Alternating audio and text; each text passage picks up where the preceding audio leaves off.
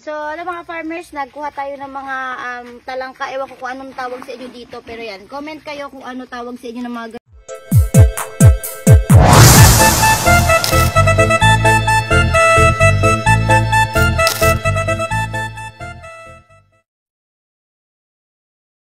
A few moments later. So, alam mga farmers, nagkuha tayo ng mga talangka. Ewan ko kung anong tawag sa inyo dito. Pero yan, comment kayo kung ano tawag sa inyo ng mga ganitong klaseng para limango na maliliit. Hindi ko maano, parang asan. Violet. Ano sa inyo to?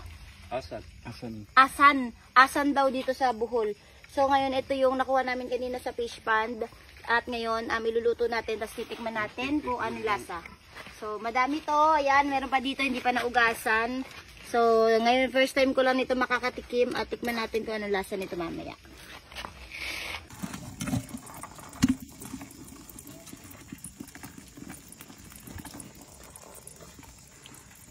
So, yan guys. Andito naman ako ngayon sa bahay ni Sabi. So, dito namin ngayon lulutuin yung mga nahuli ngayong gabi. So, pakita ko sa inyo yung view ng kanilang bahay. Kita niyo yung nanginginig yung kamay ko. Ayan yung kanilang lutuan dito. So, nakita ninyo ang ganda ng kahoy. Nakasalansan sa taas yung mga bala. So, tipid natin, hindi na namin kailangan gumamit ng gas dito.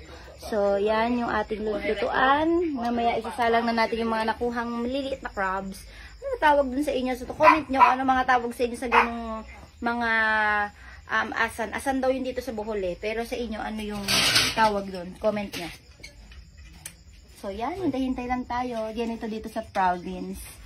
So, ganyan lang kami dito. Simple lang at masaya naman. Di ba? So, hintay lang natin maano yung nasa kaldero. Maayos yung ating apoy at yung tubig para maisalang na yung ating nahuli. Tapos wala rin ditong kuryente, solar lang yung gamit dito. Solar power, ayan, ganito. Yung kung saan ako naiilawan, yung may solar tayo dyan. So, all tipid. So, ganito lang naman ito iluto. Ayan, tingnan natin. Sa kahoy natin iluto. Ayan, wow! Lami kaayo. Nag-yellow na siya, nag-orange na siya. So, yan, ganyan lang po siya kadaling lutuin mga ka-farmers. Anuhin lang siya. Kaya pasingawan lang. So, ready to eat na tayo.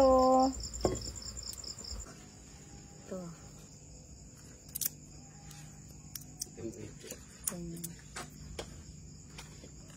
Sarap. Dahong mani.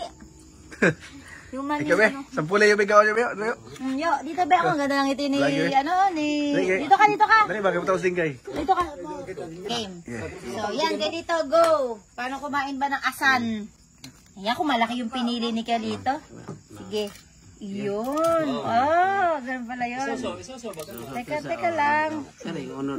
Ayun daw yung unod. Laman yun, laman. Yun. Ito, taba, oh.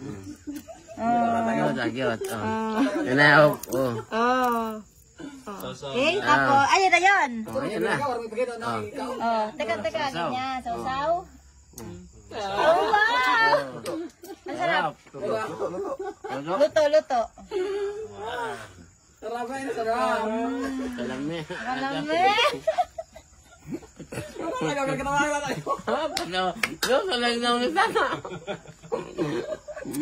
Tambok. Ayan, yan. Ito, matabayan. Ganyang itsura. Bakit ano tani nila kalaganan?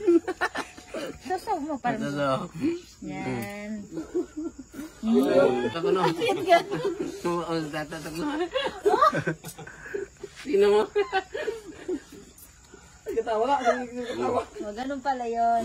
Okay. Ganito siya, oh. Sigura. Ano masasabi mo? Panahuli mo? Sarap. Sarap. So yun, magkain na kami dito. Ayan. Ay, picture naman. Nagsasabi. Wala, sili. May sili pa daw, lami yan. Sili ron. Magdara lang gugo na eh. Magdara ka drugo kaon. Magdara ko ka ito. May na sili, lami ka kaon. Uy, kung nga plato, dalawa kanin. Dalawa kanin.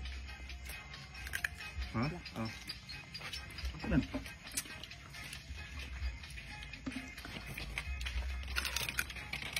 Sino lang yung rupa, no? Ah?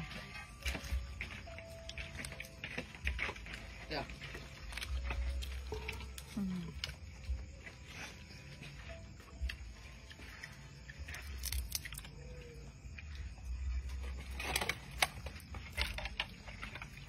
Pero may tingtambok sa mga lambay runoy.